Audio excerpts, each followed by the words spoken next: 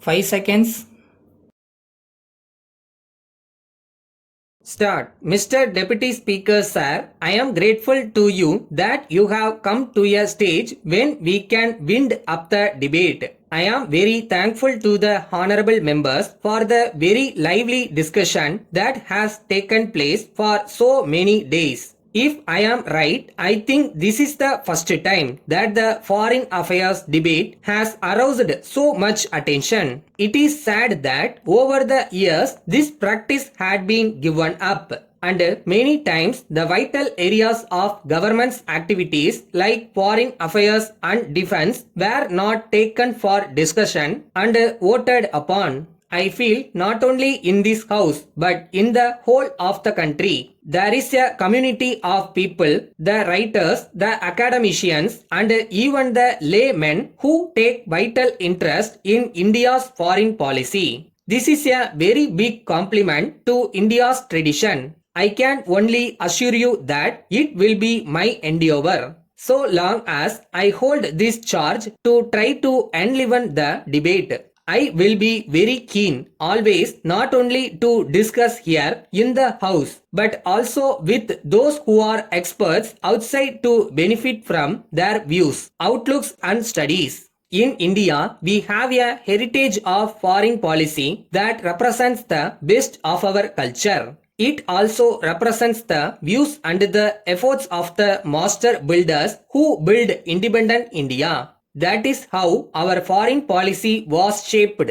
We did make many mistakes, yet those who were shaping the policies had both the candor and the courage to stand up in the house and to accept the mistake they made. I think if you ever discover that this government, as any other government, make mistakes, it should also be viewed in the context of the tradition itself. After all, policies are made by human beings. Therefore, policies and perceptions sometimes can go wrong. But one thing on which we must not make a mistake and must never go wrong is on the basic principles of our foreign policy. As I sat here for 3 to 4 days discussing with the honorable members, hearing their views on various aspects of foreign policy, I felt more humble. I heard them with humility because most of them are more learned than me. They know better than me. Therefore, I heard them with respect. I promise again that it would be my attitude all the time that I hold charge of this portfolio.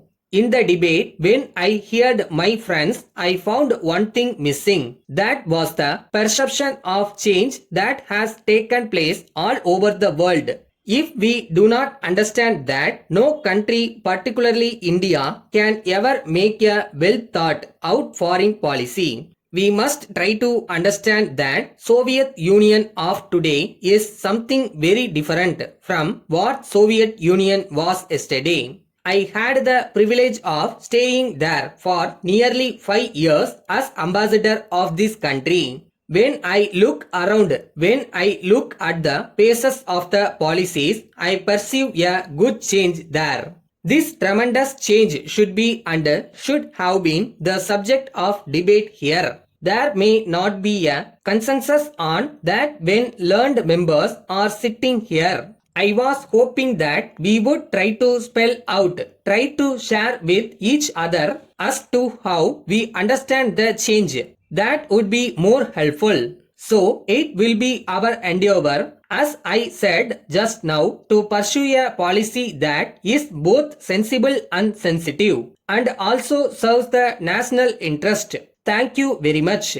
Letter from Thiru Balasubramanian, Secretary, Residents Welfare Association, Pallavaram, to the Managing Director, Metro Water Board, Chennai. Sir, I understand that Metro Water Board have a plan to supply drinking water through Krishna Water Scheme to Kannan Nagar area, which is just half a kilometer from Pallavaram.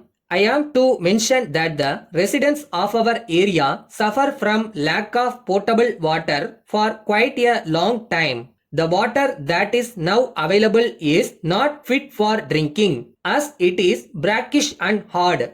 At present, the residents are using mineral water for drinking purpose, which affects their monthly budget very much. This facility cannot be availed by people belonging to economically weaker sections because they may not be able to spare money to spend for this purpose. Hence, I would like to request you kindly to extend the Krishna water schemes to our area also. When it is made available to our neighboring colonies, there are about 20,000 residents in this segment who lack drinking water facility.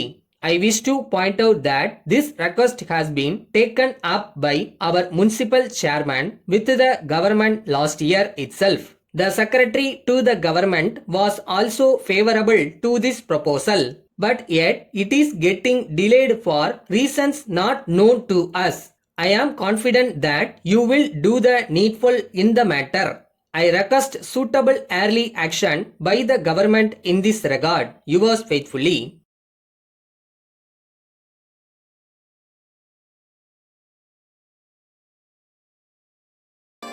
ஜெயிக்கிறோமோ தோக்குறோமோ first அது கூட சண்டை போடணும்னு ஒன்று இருக்கு. So try பண்ணுங்க, that's more important.